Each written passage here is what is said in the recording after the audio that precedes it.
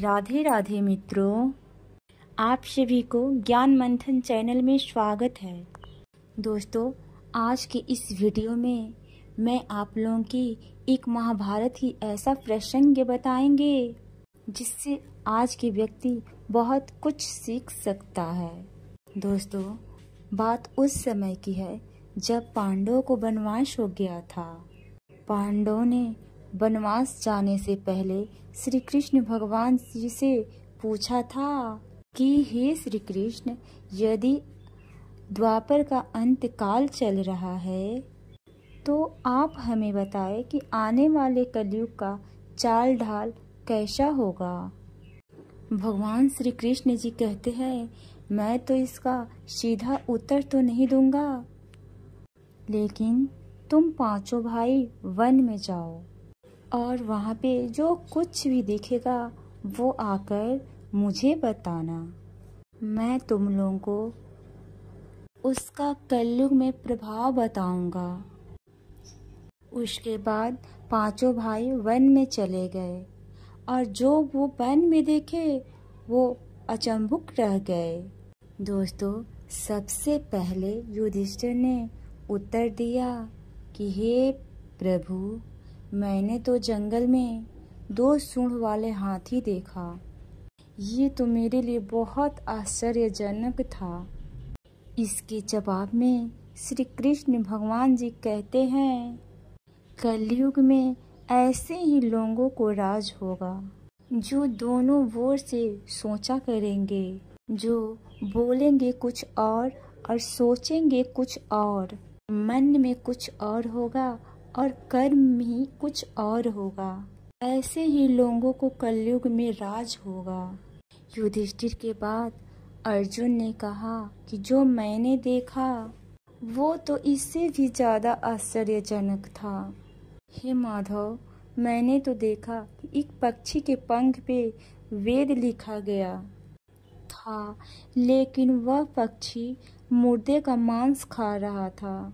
भगवान श्री कृष्ण जी अर्जुन को उत्तर देते हुए कहते हैं, कलयुग में ऐसे ही लोग रहेंगे जो बड़े ज्ञानी और धर्मयामी कहलाएंगे।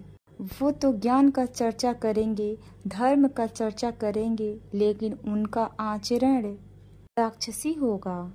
वो बड़े पंडित और विद्वान कहलाएंगे, लेकिन वह हमेशा लालच में ही रहेगा। वह ये सोचेगा कि कौन सा व्यक्ति आए और अपना धन संपत्ति मेरे नाम कर जाए। अर्जुन के सवाल के बाद भीम अपना सवाल सुनाता है।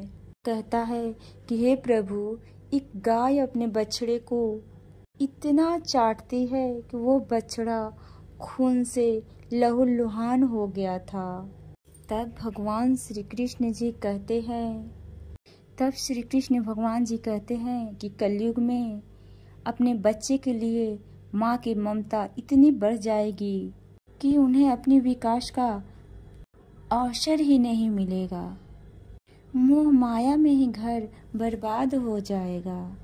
भीम के बाद सहदेव ने पूछा, हे प्रभु, जो मैंने देखा वो मुझे बड़े ही विचित्र लगा। 5-7 कुएं के बीच एक बड़ा गहरा कुआं खाली है, जबकि ऐसा संभव नहीं हो सकता। तब श्री कृष्ण भगवान जी कहते हैं कि कलयुग में लोग लड़के लड़की के विवाह में, छोटे छोटे उत्सव में लाखों लाखों संपत्ति बर्बाद कर देंगे, लेकिन अगर कोई पड़ोस में भूखा हो तो उन्हें वो नहीं देंगे। वो अपनी शौक इच्छा के लिए पैसे को बहुत बर्बादी कर देंगे, लेकिन कोई व्यक्ति अगर भूखा भी तड़पे तो वो उन्हें कुछ नहीं देंगे। उनका अपना ही सगा ही भूख से मर जाएगा, लेकिन उनको परवाह नहीं होगा। वह देखते रहेंगे, लेकिन उनको कोई फर्क नहीं पड़ेगा। इसका कहने का तात्पर्य यह है कि कलयुग में अन्न भंडार तो होंगे ही, परंतु लोग भूख से मर जाएंगे।